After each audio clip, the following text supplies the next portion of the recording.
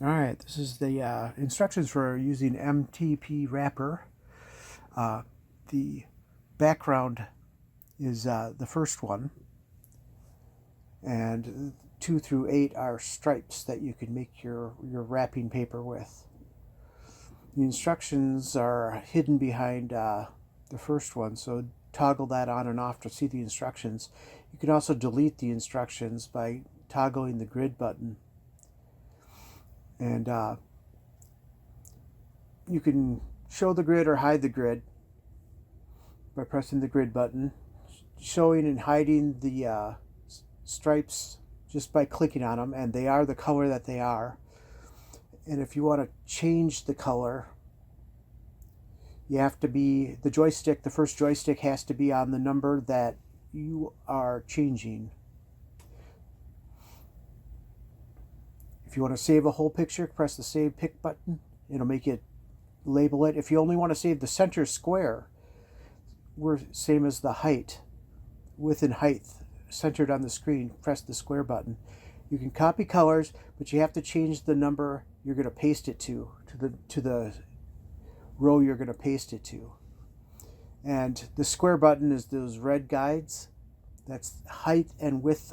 That's the width is the exact same as the height, so it's a perfect square in the center. So if you wanted to do save square pictures, it'll be whatever your height is and width in a perfect square. So if you ever want to mess with anything, if you want to change the color, the second joystick has to be on color, and you can then use the color buttons down there to change whatever number you're on. Remember, whatever number you're on is the number you're going to be changing. Yeah, I forget that all the time, so I have to go back and change it to the number I want to change. The hide button works. It'll toggle the everything off so you can look at stuff, and you can also use the shift button if you can't find the hide button again after it disappears. So you can change to any of the 8 colors, and you can actually load a picture on them with the load picture button.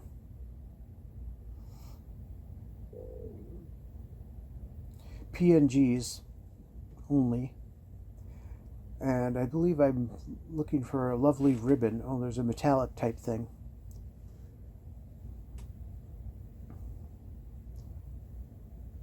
And that'll put a...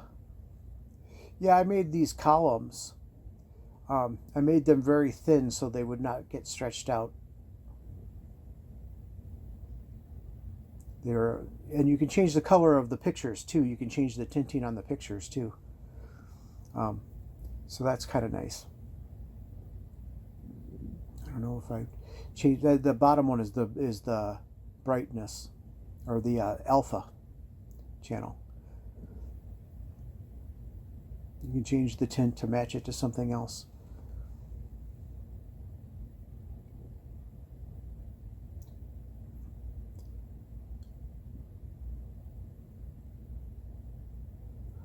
So that's the load image, and it will, if you want to load, if you loaded an image, I don't have a delete image button yet. You can go to the solid buttons and you can load the, I think it says light blue, but it should say white in the final product. The white thing will at least let you keep playing. There's no undo on this and stuff, so you kind of have to take your time. If you don't want to. There's the save colors and the save stripes thing is not connected necessarily, so you have to really coordinate if you really want to save your progress.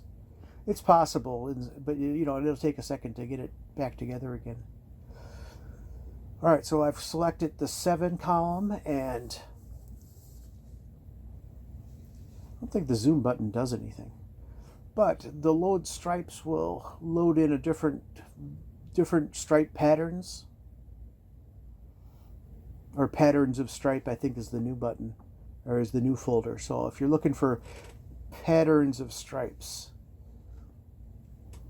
and it's just that you can save the stripes. You'll have to name it, but if you find a configuration of stripes you like, you can save them. And also same with the palette. or that way you can start from the palette is separate from the stripes because you can try different palettes, which is kind of nice. There's also a random color. Well, I'm doing copying right now, but there's also a random color and a random stripes thing. The random stripes thing is very underwhelming, but the random colors is kind of fun to just goof around with. Here I'm changing all the stripes and making a nice, I don't know, nice pattern there. I don't think I saved it though. No, I don't know what I'm doing now.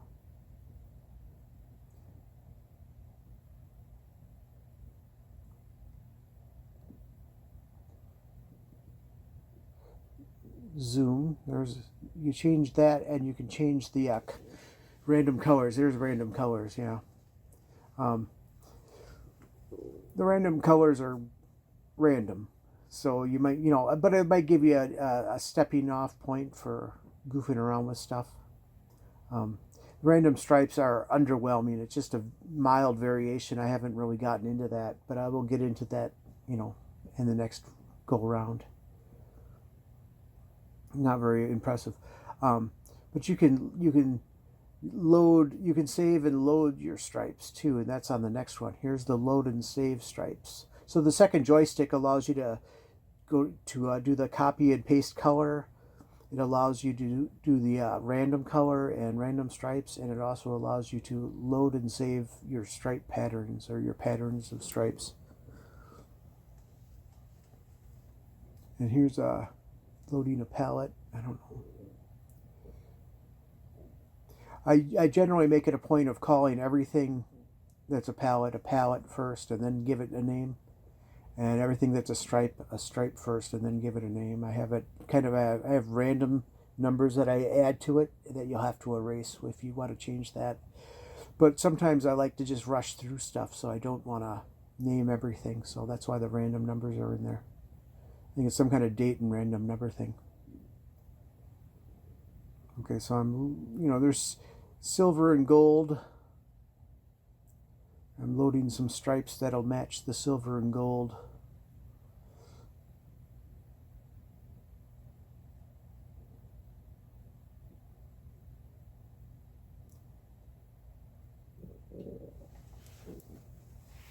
So this one is the silver and gold are alternate silver and gold on the numbers there. And a lot of them aren't showing right now, or there would be a lot more color on the screen. Looks like only 3 things are showing right now. And there's pasting to match the ribbon there. You can goof around with that.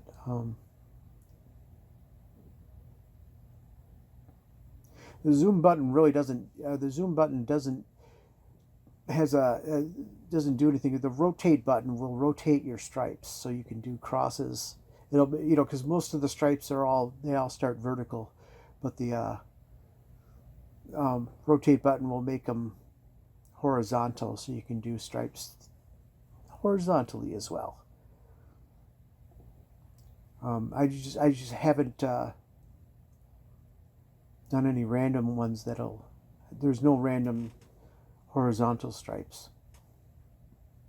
You can change the placement of the stripes and the scale of the stripes, and remember you have to be on the number of the stripe that you want to change, or otherwise it will be changing something else and you'll get really confused. So you kind of have to go through that. I'm trying to think of a way to make it so that it's easier to see. Maybe I should make the number bigger or something. You can change the size, and it only goes down or to the right, so you'll have to go back and change the position if you want it. If you want it in an exact center or something, and you can use the grids to line things up, so that's kind of nice. You can see I'm kind of going back and moving it up, and then I'm going to you can change it by scale too. Scale is a little bit faster. I use size for finer movement, for fine tuning, and there's an example of doing that. kind of weird looking, but you get the idea that the stuff you can do with it.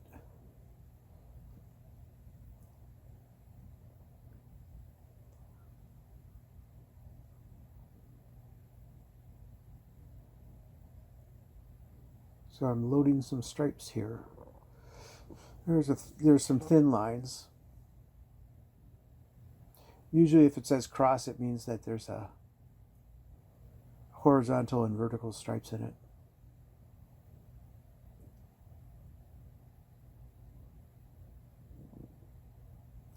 Loading a palette here. You gotta go up to the palette folder to select your palette.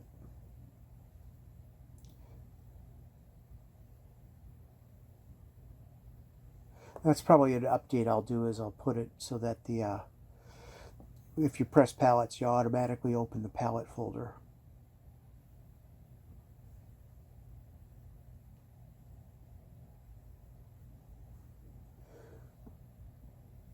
I'm hiding some stuff.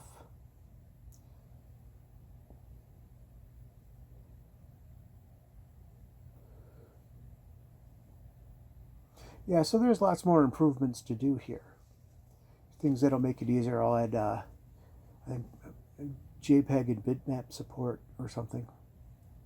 And but right now it's only PNG. It only saves in PNG, and it works